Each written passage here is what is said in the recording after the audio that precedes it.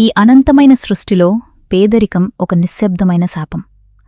కడుపు నింపుకోవడానికి పడే ఆరాటం ఒక ఎత్తైతే, సాటి మనుషుల హీనమైన చూపులను భరించడం మరో ఎత్తు. డబ్బున్నవాడికి సమాజం వేసే ఎర్ర తివాచి, పేదవాడికి ఒక ముళ్లదారిలా మారుతుంది.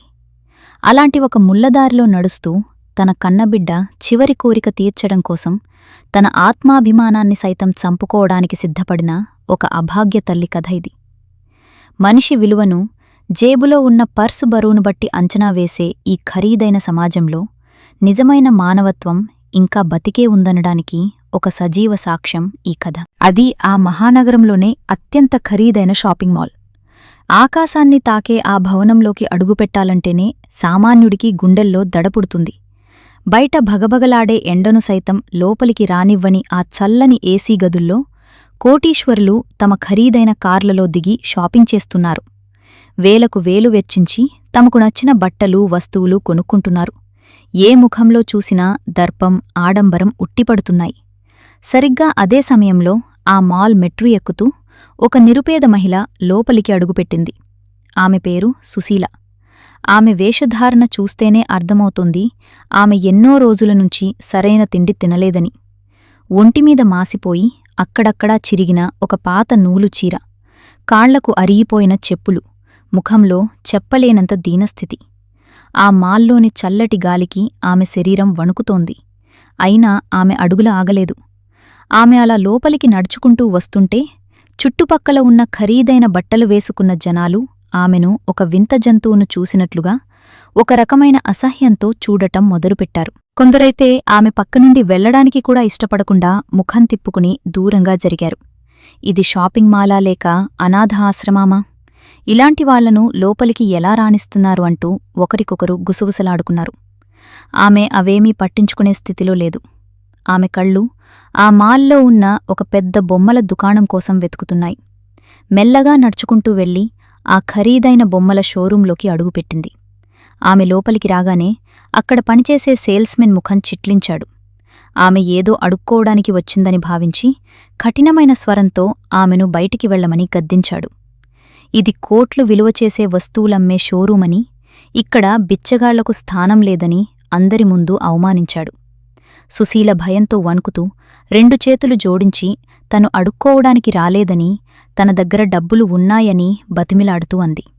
ఆ మాట విన్న సేల్స్మెన్ వెటకారంగా నవ్వి ఆమె దగ్గర ఉన్న ఆ చిల్లర డబ్బులకు అక్కడ కనీసం ఖాళీ అట్టపెట్టెకూడా రాదని ఎగతాళి చేశాడు. అప్పటికే ఆ షోరూంలో ఉన్న కొందరు ధనవంతులు ఆమెను చూసి నవ్వుకుంటున్నారు. ఈ షోరూంలో ఉన్న ఒక్క బొమ్మ కొనాలన్నా ఆమె జీవితకాలం పనిచేయాలి అని. అయినా వీళ్లకి ఈ అత్యాశలు ఎందుకో అని ఒక మహిళ పగలబడి నవ్వింది. సుశీల ఆ మాటలన్నీ వింటూనే తన కొంగుకు ముడేసి ఉన్న ఒక చిన్న పాత గుడ్డల మూటను విప్పింది. అందులో కొన్ని 10 రూపాయల నోట్లు, మరికొన్ని చిల్లర నాణేలు ఉన్నాయి. వాటన్నింటినీ ఆ సేల్స్మెన్ ముందు ఉన్న గాజు బల్లమీద ఎంతో భక్తిగా పెట్టింది. ఆ దుకాణం అద్దంలో బయటికి కనిపిస్తున్న ఆ దేవకన్య బొమ్మ తనకు కావాలని, తన దగ్గర ఉన్న ఆ 400 రూపాయలు తీసుకుని ఆ బొమ్మని ఇవ్వాలని ఎంతో ఆశగా అడిగింది. ఆ సేల్స్మెన్ కోపంతో రగిలిపోతూ ఆ బొమ్మ ఖరీదు 6000 రూపాయలు అని, ఆమె తెచ్చిన చిల్లర దేనికి సరిపోతుందని గట్టిగా అరిచాడు. మర్యాదగా ఇక్కడ్నుండి వెళ్ళిపోకపోతే సెక్యూరిటీని పిలుస్తానని బెదిరించాడు. సుశీల కళ్లల్లోంచి కన్నీళ్లు జలజలా రాలాయి. దయచేసి కాదనకండి అని, కావాలంటే తన మెడలో ఉన్న చిన్న వెండి నల్లపూసల తాడును కుదువ పెట్టుకోవాలని భోరున విలపించింది. అప్పటికి అక్కడ గుమిగూన్న కస్టమర్లలో ఒకతను ముందుకు వచ్చి, అంత స్తోమత లేనప్పుడు 6000 రూపాయల బొమ్మ ఎందుకని, ప్లాట్ఫామ్ మీద దొరికే 10 రూపాయల బొమ్మ కొనుక్కోవచ్చు కదా అని తన అహంకారాన్ని ప్రదర్శిస్తూ ఉచిత సలహా ఇచ్చాడు. అప్పుడు సుశీల కన్నీళ్లు తుడుచుకుంటూ చేతులు కట్టుకుని తన గుండెలోని బాధను ప్రపంచానికి చెప్పడం మొదలుపెట్టింది. 2 ఏళ్ల క్రితం ఒక యాక్సిడెంట్లో ఆటో డ్రైవరైన తన భర్తను కోల్పోయానని, అప్పట్నుండి ఇళ్లలో పాచిపండ్లు చేసుకుంటూ తన 7 ఏళ్ల కూతురు చిట్టిని సాకుతున్నానని చెప్పింది. కాని విధికి తనపై దయలేకపోయిందని, తన పాపకు బ్లడ్ క్యాన్సర్ అని డాక్టర్లు చెప్పారని కన్నీటి పర్యంతమైంది. తన దగ్గర ఉన్నదంతా అమ్మి వైద్యం చేయించినా లాభం లేకుండా పోయిందని, పాపకు ఏ క్షణమైనా ప్రాణం పోవచ్చని, ఇక ఇంటికి తీసుకెళ్లమని ఆసుపత్రివాళ్లు చెప్పారని విలపించింది. రేపు తన బిడ్డ పుట్టినరోజు అని, బహుశా అదే ఆమెకు చివరి పుట్టినరోజు కావచ్చు అని చెప్పేసరికి ఆమె గొంతు బొంగురుపోయింది.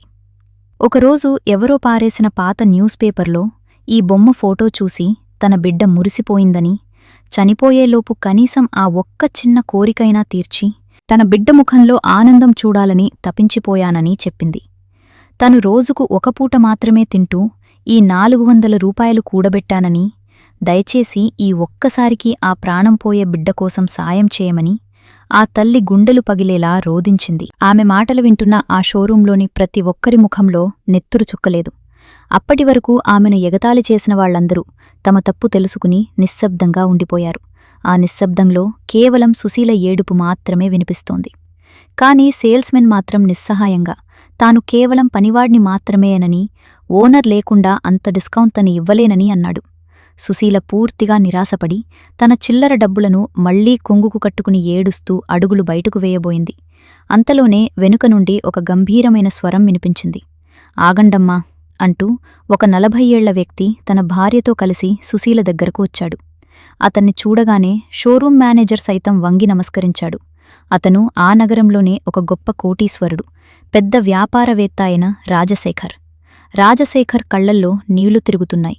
అతను సుశీల దగ్గరకు వచ్చి, నీ బిడ్డ కోరుకున్న ఆ బొమ్మనే కాదు, ఈ షోరూంలో ఉన్న బొమ్మలన్నీ తీసుకెళ్ళు అని గద్గద స్వరంతో చెప్పాడు. వాటన్నిటికీ బిల్లు తాను కడతానని చెప్పి ఆ దేవకన్య బొమ్మను అత్యంత అందంగా గిఫ్ట్ ప్యాక్ చేయమని మేనేజర్ను ఆదేశించాడు.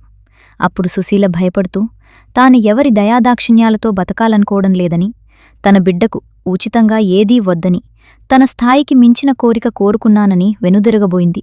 అప్పుడు రాజశేఖర్ భార్య ముందుకు వచ్చి సుశీల 2 చేతులు పట్టుకుని కన్నీళ్లతో బదులిచ్చింది. ఇది దయ కాదు సోదరి, ఒక తల్లిగా నీ బాధను అర్థం చేసుకున్న మరో తల్లిగా ఇస్తున్న చిన్న బహుమతి అని చెప్పింది. తమకు ఒక కొడుకు ఉండేవాడని, వాడు కూడా క్యాన్సర్తో 10 ఏళ్ల వయసులో తమను వదిలేసి వెళ్లిపోయాడని ఆ తల్లి గుండె పగిలేలా రోదించింది. 100 కోట్లు ఉన్నా తమ ప్రాణమైన కొడుకుని బతికించుకోలేకపోయామని ఆమె చెప్పిన మాటలు అక్కడున్నవారి కళ్లలో నీళ్లు తెప్పించాయి. రాజశేఖర్ కలువజేసుకుని, దేవుడు తమకు ఎంతో డబ్బు ఇచ్చాడు కాని తమ బిడ్డను లాక్కున్నాడని అన్నాడు. ఈరోజు సుశీలకు డబ్బు లేదు కాని తన ప్రేమనంతా పంచడానికి ఒక అద్భుతమైన బిడ్డ ఉందని చెప్పాడు. తమ కొడుకుని ఎలాగూ తిరిగి తేలేమని, కాని ఆ చిన్నారిని బతికించుకోవడానికి తాము సాయం చేస్తామని మాటిచ్చాడు. ఈ దేశంలోనే అత్యుత్తమమైన క్యాన్సర్ హాస్పిటల్కు ఆ చిన్నారిని ఈరోజే తరలిద్దామని, దానికి 1 కోటి రూపాయలు ఖర్చైనా సరే తనే భరిస్తానని చెప్పాడు. తన దగ్గర ఉన్న డబ్బు ఒక ప్రాణాన్ని నిలబెట్టగలిగితేనే కదా దానికి విలువు అని, దయచేసి కాదనుకమ్మా అని 2 చేతులు జోడించి వేడుకున్నాడు. ఆ మాటలు విన్న సుశీలకు దేవుడే రాజశేఖర్ రూపంలో వచ్చాడనిపించింది. ఆనంద భాష్పాలతో వారి పాదాలకు నమస్కరించబోగా రాజశేఖర్ ఆమెను ఆపి ఆ బొమ్మను ఆమె చేతిలో పెట్టాడు. ఇదంతా చూస్తున్న ఆ షోరూంలోని మిగతా ధనవంతులు సిగ్గుతో తలదించుకున్నారు. తమ దగ్గర లక్షల రూపాయలు ఉన్నా కేవలం ఒక 6,000 రూపాయలు ఇచ్చి ఆ పేద తల్లికి సాయం చేయాలన్న ఆలోచన కూడా రాలేదని కుమిలిపోయారు. నిజమైన దరిద్రమంటే జేబులో డబ్బు లేకపోవడం కాదు, కళ్ళెదుట ఒక మనిషి కష్టంలో ఉంటే స్పందించలేని గుండె ఉండడమని వారికి అప్పుడే అర్థమైంది. మన సంపాదనలో కొంతైనా సరే ఆపదలో ఉన్నవారికి సాయం చేయడానికి ఉపయోగించినప్పుడే ఆ డబ్బుకు నిజమైన అర్థం, మన జన్మకు ఒక సార్థకత లభిస్తుంది. నువ్వు చేసిన సాయం ఒకరి ప్రాణాన్ని నిలబెట్టినప్పుడు, ఒక మరణిస్తున్న చిన్నారి పెదవుల మీద చిరునవ్వులు పూయించినప్పుడు, నువ్వు మనిషిగా మాత్రమే కాదు, దేవుడితో సమానుడివవుతావు. అదే ఈ ఖరీదైన ప్రపంచంలో మానవత్వానికి మిగిలిన ఏకైక చిరునామా. ఆ రోజే ఆ 7 ఏళ్ల చిన్నారి ఆసుపత్రిలో చేరింది. ఆ బొమ్మను గుండెలకు హత్తుకుని నిద్రపోయింది. ఆ దృశ్యం చూసిన రాజశేఖర్ దంపతుల కళ్లలో ఎన్నో ఏళ్లుగా రాని ప్రశాంతమైన ఆనంద భాష్పాలు రాలాయి. పంచుకోవడంలో ఉన్న ఆనందం మరెందులోనూ లేదని ఆ రాత్రి ఆ మహానగరానికి అర్థమైంది. ఈ కథ మనకు చెప్పేది ఒక్కటే, దేవుడు మనకిచ్చిన సంపద బ్యాంక్ ఖాతాల్లోనో బీరువాల్లోనో దాచుకోవడానికి కాదు, ఆపదలో ఉన్న ఒక ప్రాణాన్ని నిలబెట్టడానికి. ఎప్పుడైతే మనం తోటి మనిషి కన్నీళ్లు తుడిచి వారి పెదవులపై చిరునవ్వులు పూయిస్తామో అప్పుడే మన జన్మకు నిజమైన సార్థకత. ఆనందమనేది కోట్లు కూడబెట్టడంలో కాదు, లేనివారికి కాస్త పంచుకోవడంలోనే ఉందని ఈ కథ మనకు గుర్తుచేస్తుంది. ఈ హృదయాన్ని కదిలించే కథ మీ మనసుకు తాకినట్లయితే, ఆ పేద తల్లి వేదన, రాజశేఖర్ చూపించిన మానవత్వం మీకు కంటతడి పెట్టించినట్లయితే, మీ విలువైన స్పందనను కామెంట్స్ రూపంలో మాకు తెలియజేయండి. ఇలాంటి మరెన్నో హృదయానికి హత్తుకునే భావోద్వేగభరితమైన కథల కోసం, గుండెల్ని పిండేసే అద్భుతమైన జీవిత సత్యాల కోసం మన నవలాలోకం ఛానల్ను తప్పకుండా సబ్స్క్రైబ్ చేసుకోండి. దయచేసి ఈ వీడియోను లైక్ చేసి మానవత్వం విలువ తెలిసిన నలుగురికి షేర్ చేయండి. పక్కనే ఉన్న బెల్ ఐకాన్ను యాక్టివేట్ చేసుకుంటే మన కథలు ఎప్పటికప్పుడు నేరుగా మీకే చేరుతాయి. మరో అద్భుతమైన కథతో మన నవలాలోకం ఛానల్లో మళ్ళీ కలుద్దాం. చూస్తూనే ఉండండి. నమస్కారం.